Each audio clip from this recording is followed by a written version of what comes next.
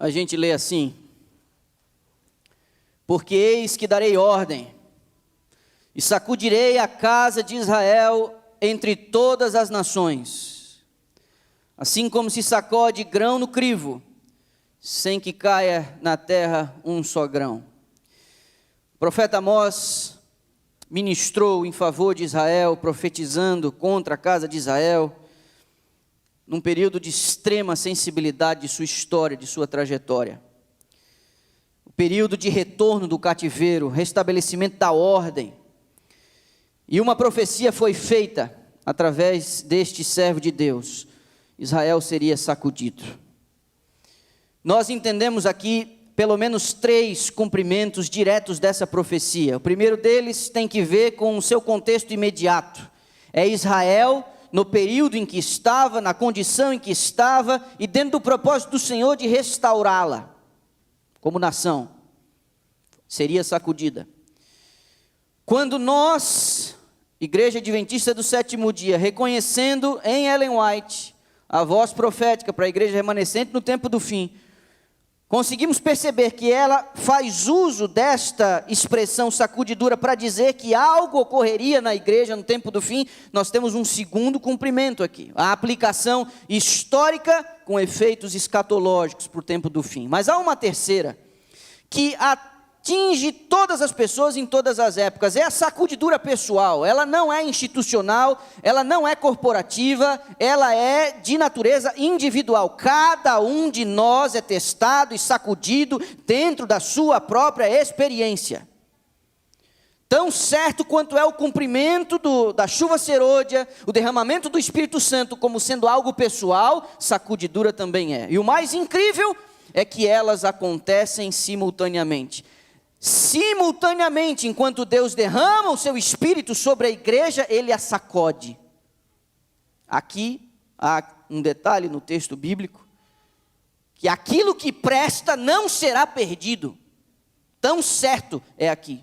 Não cai um grão sequer no chão, porque quem manuseia a peneira, jogando para cima, para que o vento espalhe, leve a palha e apenas deixe o grão que é pesado ali naquele elemento, quem faz esse movimento, quem manuseia esse instrumento é o próprio Deus, e Ele não permitiria que nenhum só grão se perdesse. O que presta fica, e o que não presta sai.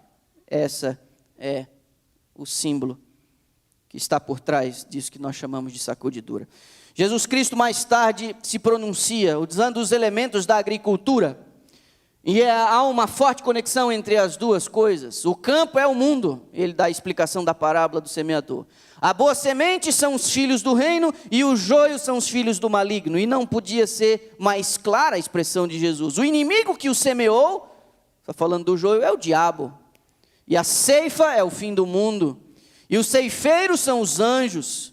Assim como o joio é colhido e queimado no fogo, assim será na consumação deste século. Eu vou dizer a você, não há aqui nenhuma tentativa de dourar a pílula, de aliviar a mensagem. Aqui não há nenhuma tentativa da parte de Cristo de suavizar a coisa. Ele está apresentando de forma clara, de forma evidente, o que nos serve de alerta.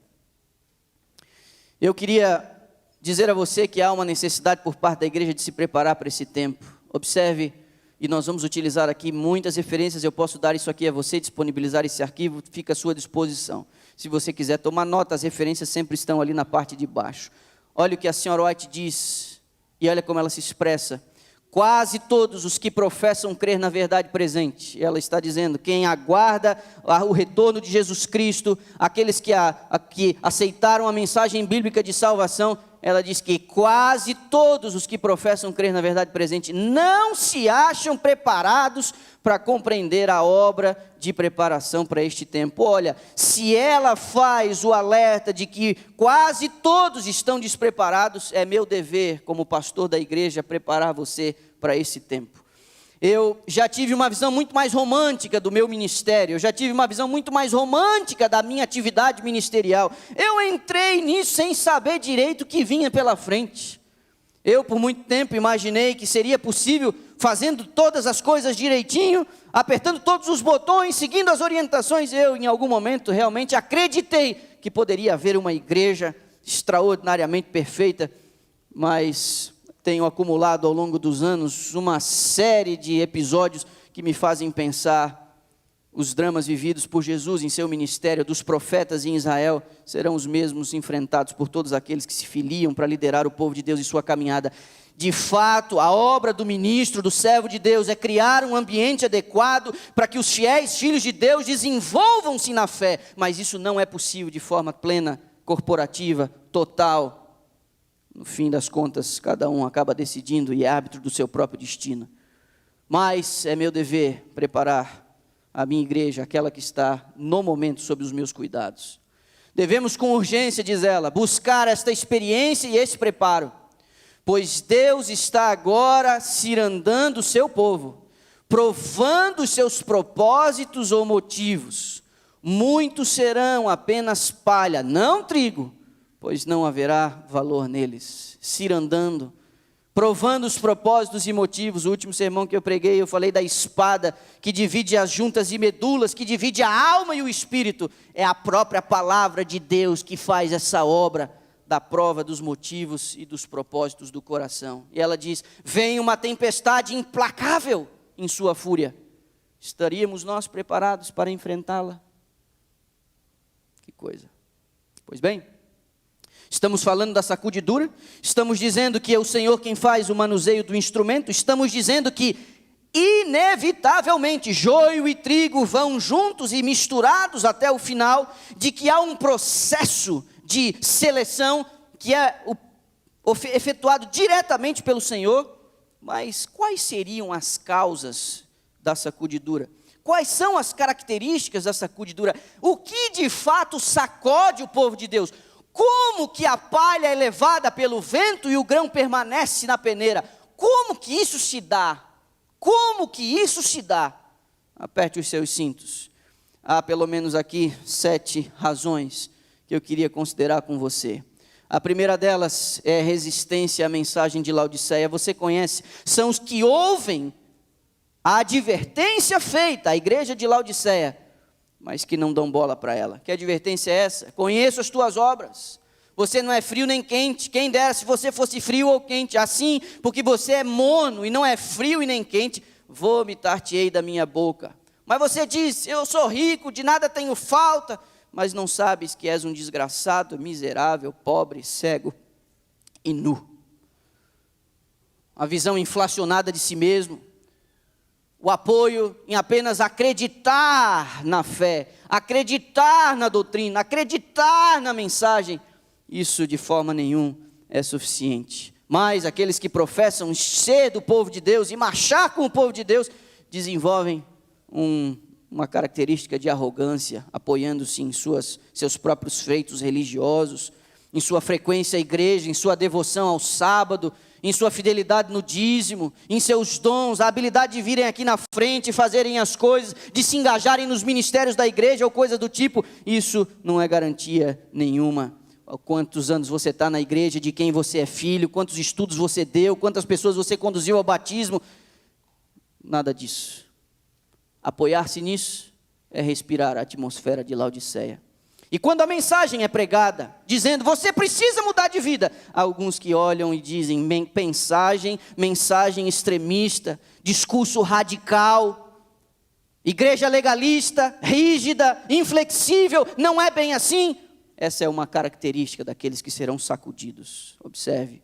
Perguntei a significação da sacudidura que eu vira. E ela diz: alguns não suportarão esse testemunho direto, levantar-se-ão contra ele, e isto é o que determinará a sacudidura entre o povo de Deus. Ela está falando do testemunho direto do anjo à igreja de Laodiceia. Você me dá náuseas, porque você não está nem lá nem cá. Rejeitar essa mensagem é uma das causas. Vi que o testemunho da testemunha verdadeira não teve a metade da atenção que deveria ter. E aí o pastor fala: dependendo do meu estado, do meu humor naquele dia, eu vou ou não vou. Dependendo se vou ou não com a cara dele, aceito ou não aceito. Dependendo de quem vem, de como fala, de como se expressa, de como articulado ele trabalha as palavras, aí eu aceito ou não aceito. Não, rejeitar essa mensagem é uma causa de sacudidura. O solene testemunho de que depende o destino da igreja tem sido apreciado de modo leviano, se não desatendido de todo. Tal testemunho deveria operar profundo arrependimento. Todos os que o recebem de verdade, obedecer-lhe-ão e serão purificados. Segunda causa, listada por ela como uma causa de sacudidura, é a rejeição da verdade presente. Olha o que ela diz: haverá uma sacudidura entre o povo de Deus, será o resultado de recusar a verdade presente. E você me pergunta, que verdade presente é essa? O que é a verdade presente? Eu queria fazer aqui algumas considerações com você, porque a compreensão do que é a verdade presente, inclusive está na moda agora, algumas pessoas que julgam um elemento específico da revelação bíblica, desatendido pela igreja, começam a ostentar dizendo, essa aqui é a verdade presente, e aí está todo mundo dizendo, essa aqui é a verdade presente, essa aqui é a verdade presente. Deixa eu fazer algumas breves considerações com você em relação a isso, ainda que eu vá ampliar um pouco disso numa série que eu vou fazer na primavera do ano que vem, sobre o remanescente, mas me permita fazer aqui algumas considerações, porque se é uma causa de sacudidura rejeitar a verdade presente, que verdade presente é essa? Primeiro, José Bates, um dos pioneiros da igreja, via o sábado como a verdade presente, era o que distinguia o movimento depois do desapontamento das outras demais congregações cristãs, aqui, especialmente nos Estados Unidos.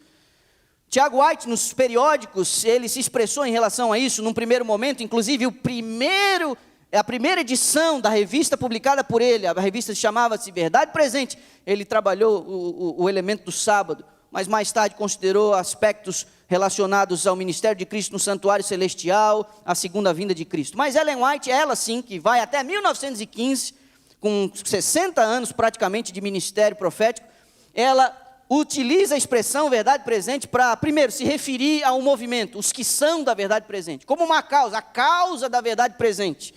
Mas ela também aponta um conjunto de doutrinas, e não apenas uma só, como sendo a verdade presente. Tem que ver com o sábado, o estado do homem na morte, o ministério de Cristo no santuário celestial, a terceira mensagem angélica, ela também fala da justificação pela fé, porque todos esses elementos devem ser pregados à luz da cruz do Calvário, mas ela também apresenta a reforma de saúde como impulsionando e facilitando a pregação da verdade presente, não sendo uma delas, mas facilitando e impulsionando. A relação para quebrar paradigmas, para abordar as pessoas, é uma mensagem que tem acesso às pessoas e seria mais facilmente recebida. Nesse contexto, ela diz, a unidade do povo remanescente de Deus produz no mundo poderosa convicção de que eles possuem a verdade e que são o povo peculiar escolhido por Deus. Ela diz, essa unidade desconcerta o inimigo, por isso ele está determinado a fazer com que ela não exista. A verdade presente, crida no coração, exemplificada na vida, torna o povo de Deus unido e lhe concede poderosa influência. Eu vou dizer a você, próxima lição da escola sabatina, que começou a ser escrita há mais de 10 anos atrás, que ficou pronta há um pouco mais de 5 anos atrás, que nós vamos começar a estudar sábado que vem, é sobre unidade, 3 meses falando sobre a unidade da igreja, a união da igreja, e está aqui, a unidade desconcerta o inimigo, é lógico que ele quer provocar contenda, briga, diz que me disse, uma série de coisas, e nós temos que ficar atentos, é estratégia, não é de hoje, já foi lá desde o começo, continua sendo a mesma, eu e você, precisamos entender qual a nossa participação na promoção da unidade da igreja, porque está aqui. Não adianta professarmos a fé na verdade presente e não contribuirmos com a unidade da igreja. E cada um de nós tem sua responsabilidade pessoal. Perceba, terceira causa, mornidão, descuido e indiferença. Olha como a revelação se expressa em relação a isso. Ao serem sacudidos, alguns tinham sido lançados fora do caminho. Os descuidadosos e indiferentes que não se uniam com os que prezavam suficientemente a vitória e a salvação, para por elas lutar e angustiar-se com perseverança, não as alcançaram e foram deixados atrás em trevas, e seu lugar foi imediatamente preenchido pelos que aceitavam a verdade e a ela se filiavam. Ela ela usa essas palavras naquele contexto da visão, o povo andando pelo caminho, e ela fala da sacudidura, e a sacudidura é quando no caminho, alguns dizem o seguinte: eu não quero mais isso, está difícil demais para mim, está complicado, eu não quero deixar as minhas coisas, eu não quero deixar os meus projetos, tá ruim porque eu estava com a carruagem, agora eu estou a cavalo, agora eu estou a pé, agora eu tirei os calçados. E na medida em que as dificuldades no caminho para alcançar a salvação, elas vão se intensificando, alguns vão deixando. Mas ela também diz que na medida em que alguns deixam a fé, outros são agregados a ela. Que direi a fim de despertar o povo remanescente de Deus? Pergunta a serva do Senhor. Foi-me mostrado que estão diante de nós terríveis cenas. Satanás e seus anjos estão reunindo todas as suas forças para oprimir o povo de Deus. Sabe que se eles dormirem um pouquinho mais, está seguro quanto a eles, pois é certa a tua destruição. Então eu quero dizer a você, igreja, acorde, igreja. Abra o olho, igreja. Não desconsidere o tempo e a época em que nós estamos vivendo. Há uma urgência da nossa parte de alinharmos a nossa vida ao propósito do Senhor. Você não precisa ser sacudido, você não precisa ser levado pelo vento.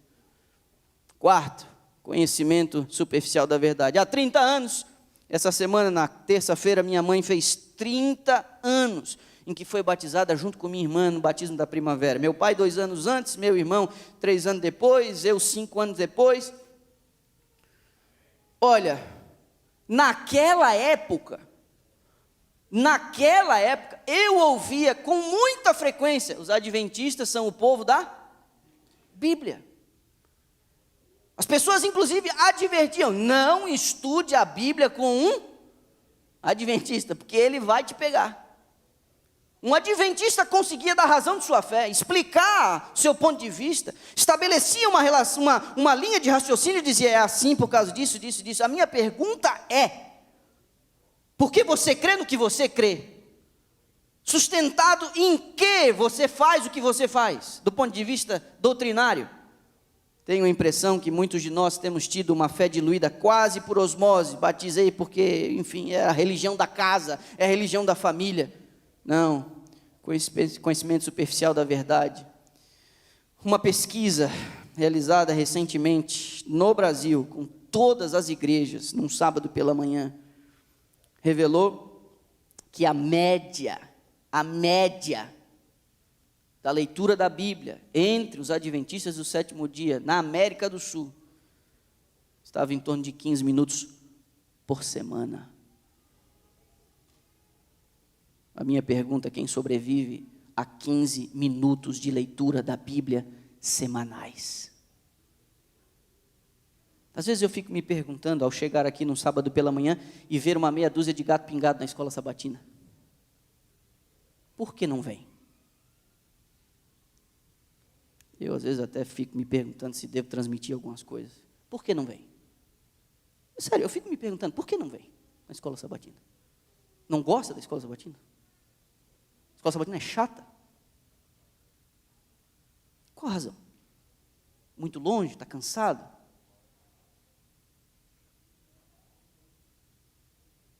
Aqui nós vivemos num país, se você não trabalha, você não come. Se você não faz horas, você não recebe. Somos extremamente pontuais com o nosso schedule de trabalho, seja numa companhia ou indo limpar uma casa. Mas 9h30 da manhã está aqui, no sábado pela manhã, está exigindo demais. Deixa eu dizer uma coisa a você, como movimento adventista, a segunda hora, que é a hora do sermão, ela não era, esse momento não existia nos primórdios da igreja adventista. Cada ano que passa, nós estamos copiando demais o modelo evangélico, protestante, achando que a segunda hora é sagrada, a primeira é opcional. Quando nós damos o endereço da igreja para alguém vir nos visitar, a gente já fala a hora que é 10h45 já. 9h30 não.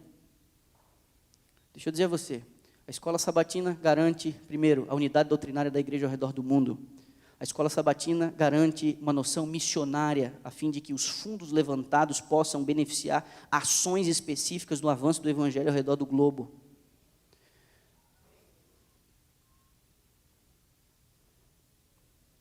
Como é que eu faço isso sem parecer indelicado? Alguns têm cobrado da igreja algumas coisas, mas não têm feito o arroz com feijão em casa. É difícil para a gente contornar situações de rebeldia na juventude, final da primeira infância, adolescência, quando os pais não se acostumaram a trazer suas criancinhas na escola sabatina. Uma junta especializada prepara o material da escola sabatina adaptado à fase de sua criança, e a impressão que eu tenho, a partir do relatório dos meus professores de escola sabatina e das professoras, os pais não têm estudado a Bíblia com seus filhos em casa. Não têm feito o arroz com feijão. O que tem na igreja para os meus filhos? O que tem na igreja para os meus filhos? Você realmente acha que em 2 horas nós vamos resolver o problema aqui? Quando não se gasta 5, 10 ou 15 minutos diários sentando com o filho em casa para dizer assim, ó, quem manda na nossa vida é o Senhor, vamos orar aqui agora, vamos ler a Bíblia, vamos estudar a lição. Como é que eu consigo contornar o fato de o seu filho não vir na escola sabatina? Como que eu consigo contornar esse fato? Como? A lição da escola sabatina foi preparada para acompanhar o desenvolvimento de sua criança. Conhecimento superficial da verdade, eles não conseguem explicar. Tem criança que não conhece as histórias, as mais elementares. Para mim, é inadmissível que um juvenil ou adolescente tenha que ir ao índice, para encontrar a referência bíblica. É lógico que não vão aguentar. Vem uma crise, é lógico que não vão aguentar. Porque não tem relacionamento com a palavra, não tem conhecimento, é superficial, não tem raiz. O sol escaldante da vida, da problemática da vida, vai fazer secar, porque você não extrai as substâncias necessárias. Estou elevando o tom do meu discurso aqui. Porque às vezes eu penso que não vem na escola sabatina, por quê? Porque não estudou a lição com o filho, não quer que o filho passe vergonha na classe. Não vem na escola sabatina porque não estudou a própria lição, não quer passar vergonha na classe. Como é que se resolve isso? Mudando o horário da escola sabatina, vamos botar para as 10 horas, quem sabe o horário ajude? Vamos inverter culto e escola sabatina, botar a escola sabatina depois? Não vai resolver. O problema não é isso, o problema não é o fracasso de eu ter uma equipe de escola sabatina aqui na frente, falando para meia dúzia aqui quando começa. O problema não é esse, o problema é elementar. O problema é que eu não acho que pode ser diferente aqui. Quantos minutos você passa com a palavra por semana? Porque a própria lição da escola sabatina cria o roteiro para você ter contato com a palavra. Se você não faz nada, apenas a lição, tem a pergunta e a referência bíblica, e você abre a Bíblia para fazer a lição um pouquinho todo dia, já vai ser outra coisa, meu irmão. Já vai ser outra coisa. Ela diz, ao ouvir a sacudidura, esses leitores superficiais da Bíblia, não ancorados em parte alguma, são como areia movediça. Quinto, ignorância em relação ao poder de Satanás. Grande conflito, página 507, olha o que a senhora White diz. Satanás conjuga todas as forças e arremessa ao combate todo o seu poder. Por que não encontra ele maior resistência? Por que não? Porque são os soldados de Cristo tão sonolentos e indiferentes. É porque entretêm tão pouca verdadeira comunhão com Cristo. Porque se acham tão destituídos de seu espírito. O pecado não lhes é repelente e aborrecível como era seu mestre. Não o enfrentam como fazia Cristo, com resistência decidida e resoluta. Não se compenetram do grandíssimo mal e malignidade do pecado. Estão cegos, tanto a respeito do caráter como do poder do príncipe das trevas. Pouca inimizade há contra Satanás e suas obras, porque há tão grande ignorância a respeito de seu poder e maldade e da grande extensão de sua luta contra Cristo e sua igreja. Multidões estão iludidas neste ponto. Não sabem que seu inimigo é um poderoso general que domina a mente dos anjos maus e que com planos bem elaborados e hábeis artifícios está a guerrear contra Cristo para impedir a salvação das almas. Entre os profetas cristãos, agora olha aqui a burdoada em mim, e mesmo entre os ministros do Evangelho, raramente se ouve uma referência a Satanás. exceto talvez uma menção ocasional do púlpito. Não tomam em consideração a evidência de sua atividade e êxito contínuos. Amigo, negligenciam os muitos avisos contra os seus ardis e parecem ignorar-lhe a própria existência. E a gente vai vivendo a nossa vida como se não estivéssemos inseridos no meio de um grande conflito entre o bem e o mal. Achando que as coisas se resumem àquilo que a gente pode ver, se esquecendo de que à nossa volta há uma luta intensa pelo controle de nossa vontade. Tudo à nossa volta influencia, tudo à nossa volta nos afeta. Mas a gente acha que está tudo bem e que está tudo certo. A quinta razão, segundo a senhora White, para que o povo seja sacudido, é ignorar que nós estamos lutando contra um inimigo muito poderoso. Ela teve uma visão, eu já me referi a isso aqui outras vezes. Ela teve uma visão de Satanás reunido com seus demônios. Já disse isso aqui e vou repetir.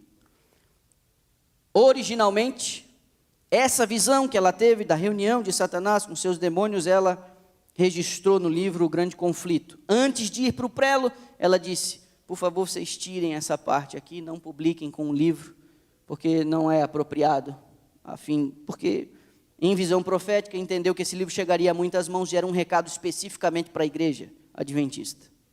Mais tarde, isso foi publicado, eu extraí um trecho. Ela escreve na primeira pessoa, porque ela ouviu o general da hoste satânica. Ela ouviu, e ela bota entre aspas, e cita as palavras que ele disse. Pois bem, eu peguei só um trechinho. Temos de causar lutas e divisões na igreja. E está falando da igreja que professa a verdade do sábado, a verdade presente. Temos de destruir a ansiedade deles por sua própria alma, levá-los à crítica e aos juízos temerários, acusando e condenando-se uns aos outros e a idolatrar o egoísmo e a inimizade. Por causa destes pecados, Deus baniu-nos de sua presença e todos quantos seguirem o nosso exemplo terão sorte idêntica. O capítulo 66 do Testemunhos para Ministros traz todo o relato na íntegra. Eu extraí apenas um texto, uma parte do texto. Sexta e penúltima razão. A introdução de falsas doutrinas e teorias. E contra isso, a gente toda hora está lutando contra uma onda nova, de alguma coisa aí, que está surgindo para confundir e enveredar. Sempre tem alguém aí, achando que descobriu uma nova verdade. Sempre, e vou te dizer mais, pode surgir a maior de todas as insanidades, a maior de todas as loucuras, sempre vai ter alguém para seguir essa pessoa, sempre. Pois bem, isso está associado ao quarto motivo, que é o conhecimento superficial da verdade. Se você não está alicerçado na verdade, não tem base para defender sua fé, você não vai estar preparado para poder filtrar essas novas modinhas que surgem de vez em quando. Pois bem, assim ela diz.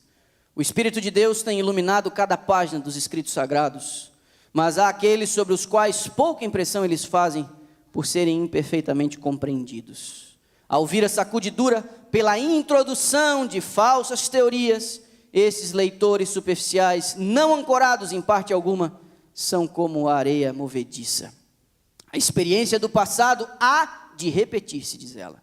No futuro, as superstições de Satanás assumirão novas formas. Erros serão apresentados de maneira agradável e lisonjeira. Falsas teorias, revestidas de trajes de luz, apresentar-se-ão ao povo de Deus. Assim, procurará Satanás enganar, se possível, até os escolhidos. E ela continua: as mais sedutoras influências serão exercidas, mentes serão hipnotizadas. Sim. Seria prudente lembrar você que o último grande engano, quase irresistível, essa é a palavra que Ellen White utiliza no Grande Conflito, é quando ele aparecerá como anjo de luz, falando um bocado de coisa. Deixa eu dizer aqui, amigo,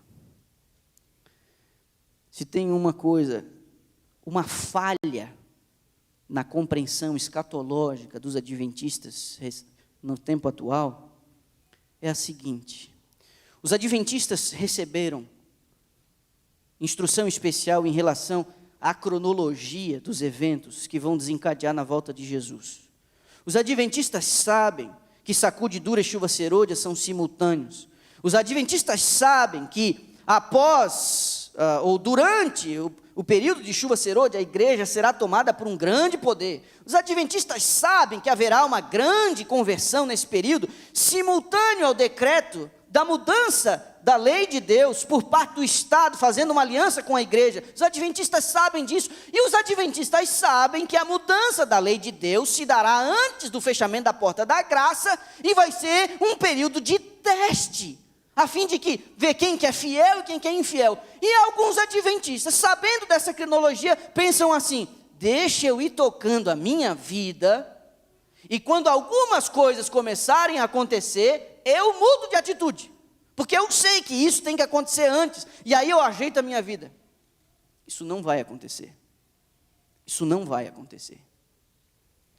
Porque hoje, muitos de nós temos negociado os nossos princípios por uma meia dúzia de dólares. Hoje, muitos de nós temos negociado a nossa rotina, negligenciado família, negligenciado o atendimento à igreja, o exercício dos dons e dos ministérios. Muitos de nós, hoje, estamos, de qualquer jeito, com crises desse tamanhozinho.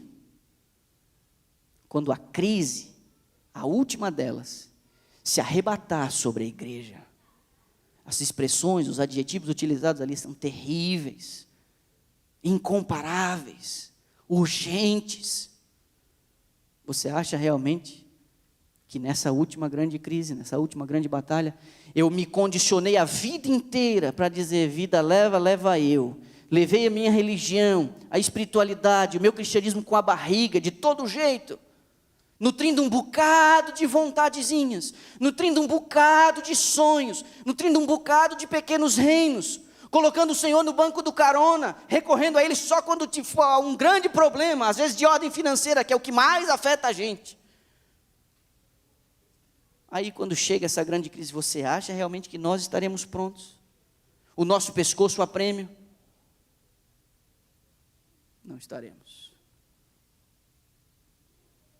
E aí, meu amigo, nós vamos ao que eu não pus numa ordem de sequência de importância, mas uma das 7 causas, a 7ª relacionada aqui, tem que ver com provas e perseguições. A nossa fragilidade diante de crises é uma coisa impressionante.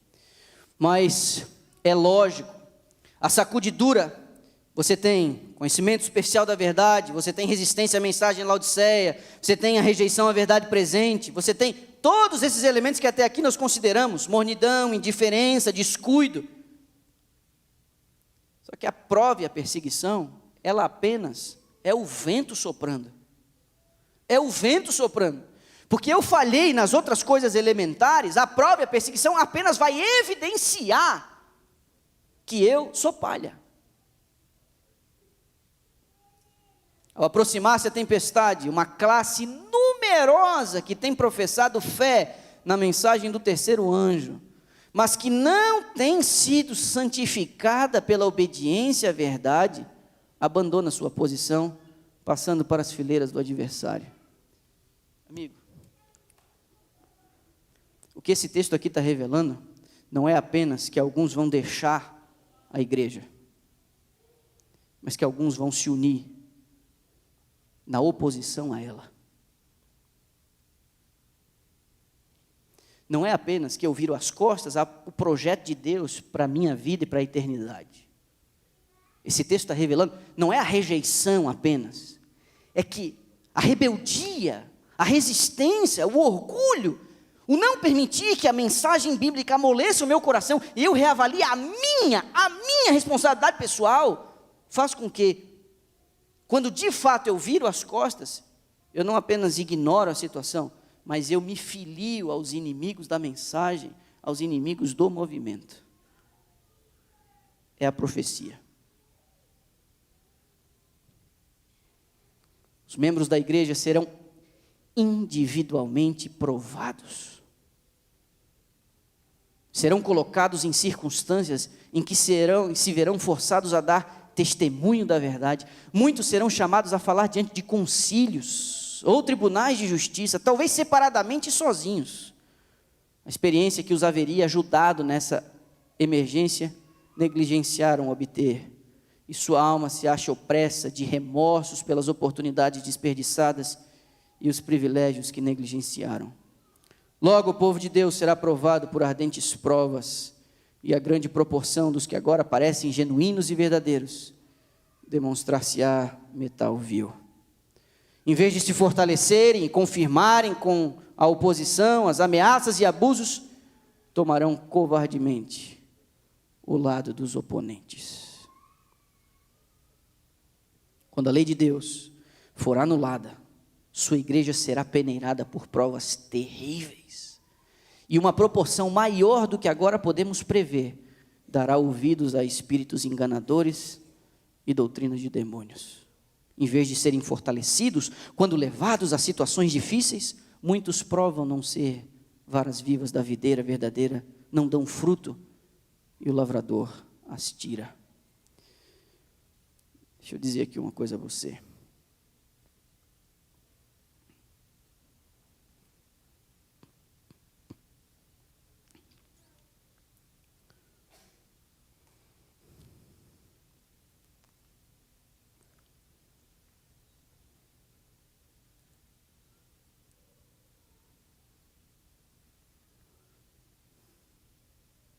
Não finja que não é com você.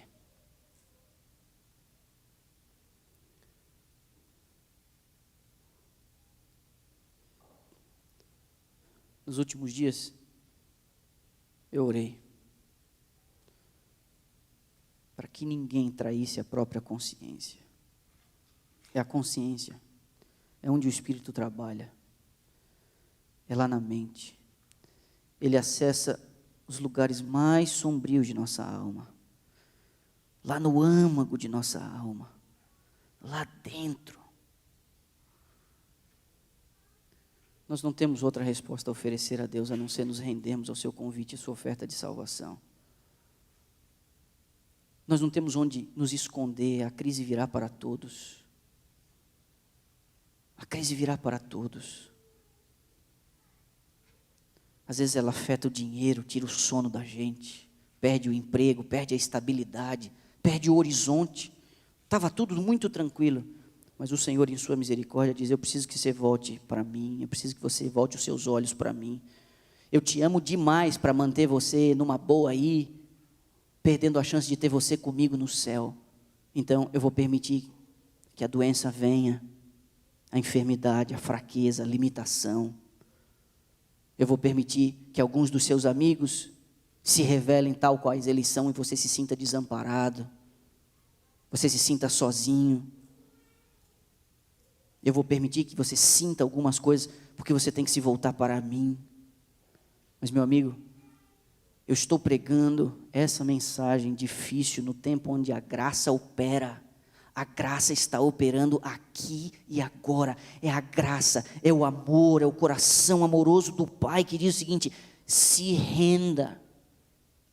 Vai ficar feia a situação. O mundo está maduro para a volta de Cristo. Eu não sei você, o que você sente quando você lê o noticiário. Instabilidade política, instabilidade climática, instabilidade moral. A gente hoje está com vergonha de dizer algumas coisas que a gente acredita sobre família, sobre relação homem e mulher, sobre o papel da mãe. A gente está com vergonha hoje de dizer algumas coisas, porque está tudo tão invertido, que parece que os valores defendidos pela igreja, você está no corner. Você não consegue dizer, porque se você diz, se você fala algumas coisas, ou você é machista, ou você é homofóbico, ou você é racista, ou você é radical, ou você tem uma mente fechada, está cada vez mais difícil. E nós precisamos nos preparar, porque vai piorar. Em relação ao tempo, aproximavam-se rapidamente os dias em que haverá grande perplexidade e confusão. Satanás, vestido com roupas angélicas, enganará, se possível, os próprios escolhidos. Estamos no tempo da sacudidura, diz ela. Tempo em que cada coisa pode ser sacudida e sacudir-se-á. O Senhor não desculpará os que conhecem a verdade, se não obedecem a seus mandamentos por palavra e ação.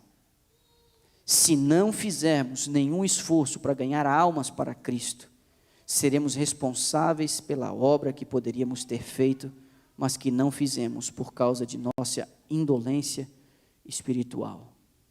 A igreja dará uma resposta, estabelecendo planos e estratégias para que a gente seja relevante do ponto de vista evangelístico. Isso aqui apenas evidencia o nosso estado, a nossa condição espiritual. Mas foi prometido a nós também uma série de vitórias. Deus está cirandando o seu povo. Será uma igreja pura e santa, diz a profecia. Não podemos ler o coração dos homens. O Senhor, porém, tem provado, ou tem provido meios para manter a sua igreja. Na grande sacudidura, poderemos medir a força de Israel. Os sinais revelam que está próximo o tempo em que o Senhor manifestará que tem em suas mãos a peneira e que limpará completamente o seu campo. Por esse tempo, o ouro será separado da escória na igreja. A verdadeira piedade distinguir-se-á então claramente daquela que consiste na aparência.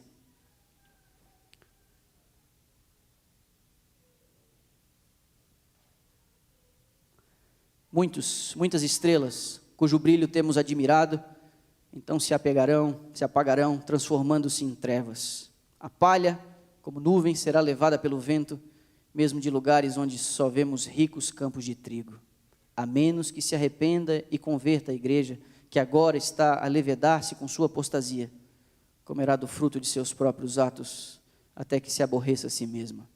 Quando resistir ao mal e escolher o bem, quando buscar a Deus com toda a humildade e alcançar sua alta vocação em Cristo, permanecendo na plataforma da verdade eterna e pela fé lançar mão dos dons que para ela se acham preparados, então essa igreja será curada.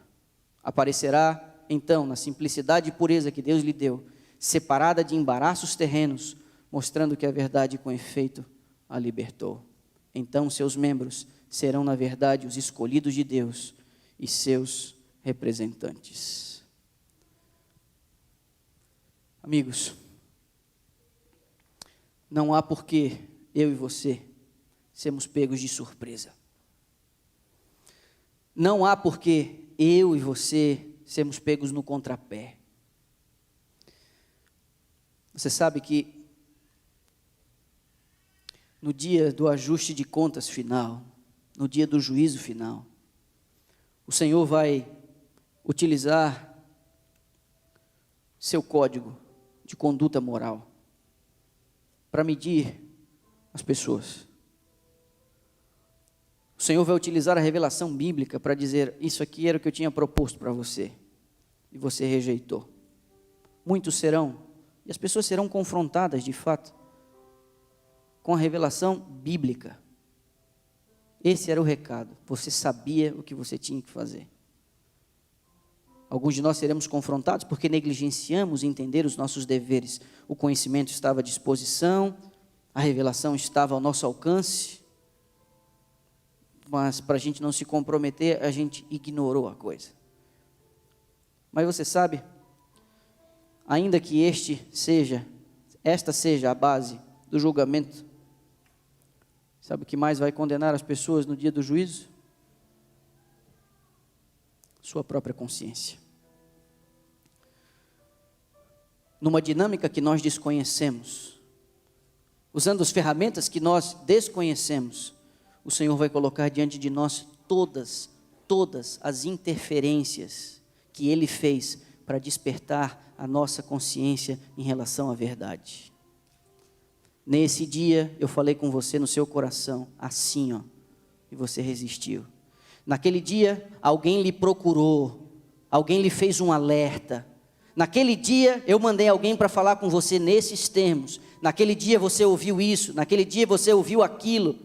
Naquele dia, enquanto você dirigia para o trabalho, eu falei com você. Você estava ouvindo aquele sermão no rádio e eu disse que era com você que eu estava falando. Você ouviu aquela música E você quase se rendeu, mas seu orgulho não deixou você voltar atrás.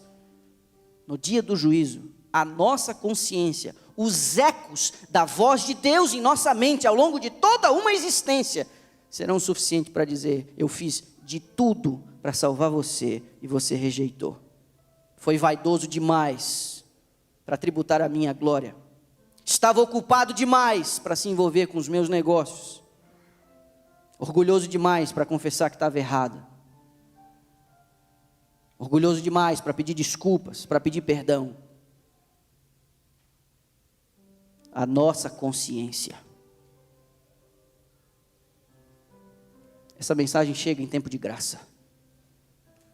Hoje, quando ouvires a sua voz, não endureçais o vosso coração. Amigos, o que nós temos que mudar?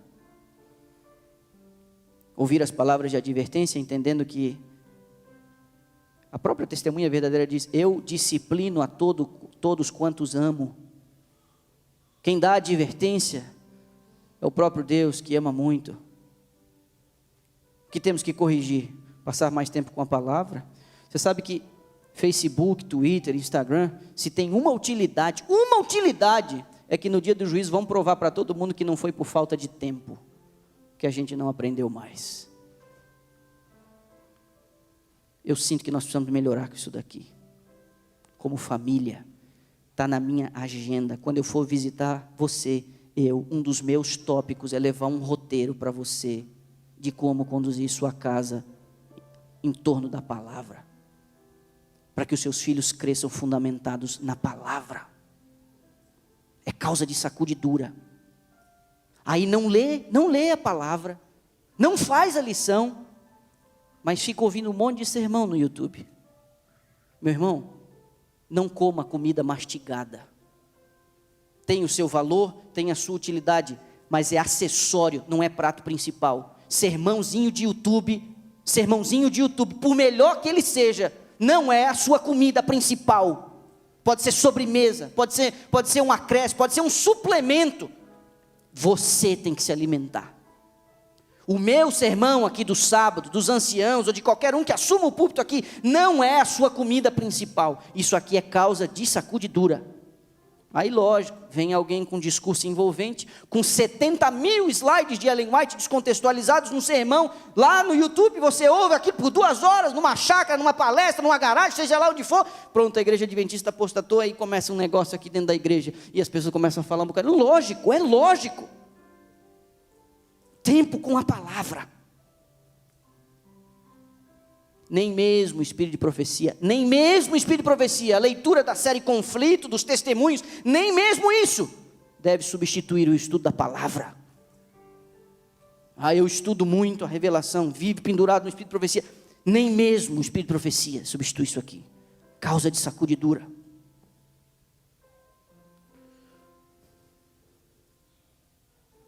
Nós precisamos nos preparar para a volta de Cristo. Como povo, como igreja, como família e como indivíduos. A Mel vai cantar uma música e eu quero fazer um apelo aqui hoje. Queria fazer um apelo aqui hoje.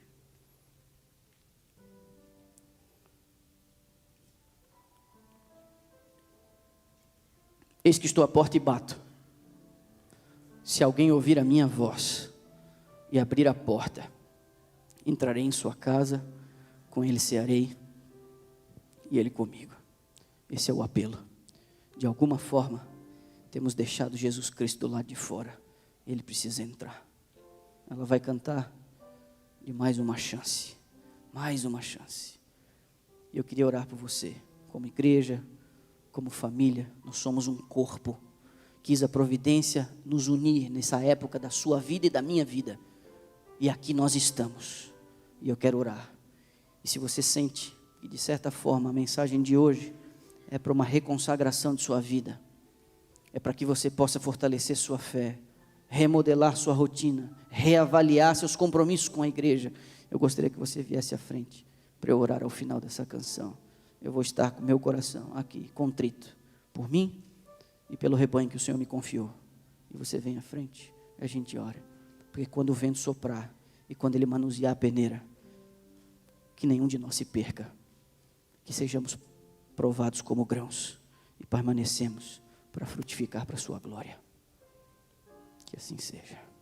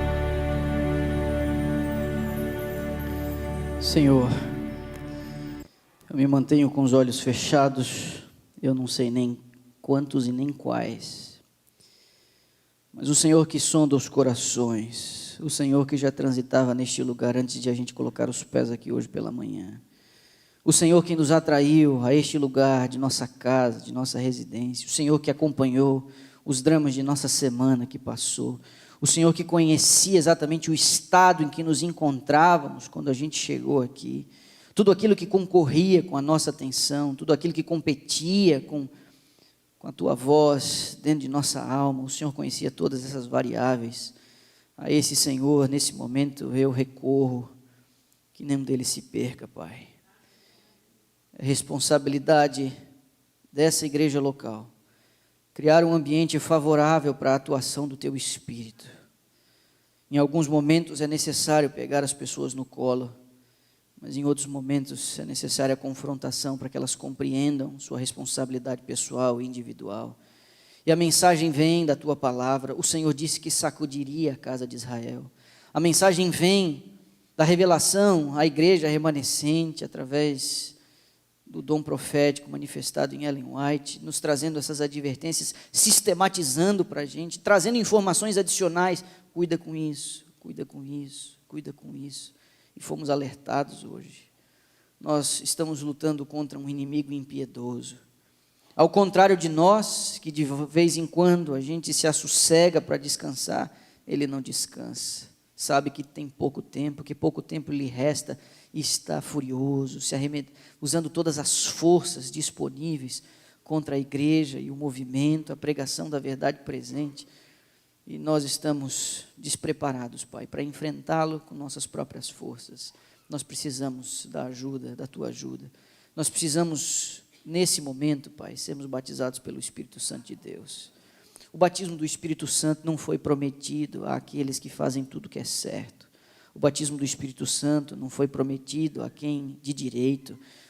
O batismo do Espírito Santo não foi prometido para quem anda na linha. O batismo do Espírito Santo, ele tem dois papéis. Um papel de restauração e regeneração e um papel de poder. Se existe aqui entre nós, Pai, aqueles que já têm dado passos de arrependimento e confissão de pecados, que já têm tido o coração quebrantado, que têm sido fiel à luz que lhes foi oferecida, a estes eu te peço, Pai, confere através do Teu Espírito o poder. Que eles saiam daqui com uma dose de poder que eles ainda não possuem. Que eles se levantem no meio desta igreja, deste rebanho, poderosos no Espírito Santo, Pai. Mas se existem outros que não deram os primeiros passos, que estão ainda na fase preliminar, apesar de estarem 10, 15, 20 ou 30 anos na igreja, mas que não abandonaram pecados conhecidos, que têm se mostrado resistentes demais à influência do Espírito, que nesse momento, Pai, o Senhor que disse, bate e abre-se-vos-á, pede e recebe, Pai, nesse momento, o Senhor que sabe dar boas dádivas aos seus filhos, que dará o Espírito Santo prometido, que o Espírito Santo desça como agente regenerador, que entre no nosso coração, Pai, limpando a sujeira que tem roubado a nossa paz e o nosso sossego, a imundícia que tem tanto entulho nos acessos do Senhor à nossa alma, que tem inclusive limitado a Tua bênção sobre a nossa vida. Nesse momento eu peço que o Espírito Santo faça toda essa remoção, que o Espírito Santo faça esse trabalho, não porque nós merecemos, mas porque nós precisamos. Que essa igreja, Pai, que essa igreja possa trazer alegria ao Teu coração, que essa seja uma fonte de satisfação ao Senhor, e que o Senhor a use para a sua própria glória. Ouve, Pai, por favor, nossa prece, pois nós a fazemos em nome de Jesus Cristo, nosso Senhor. Amém.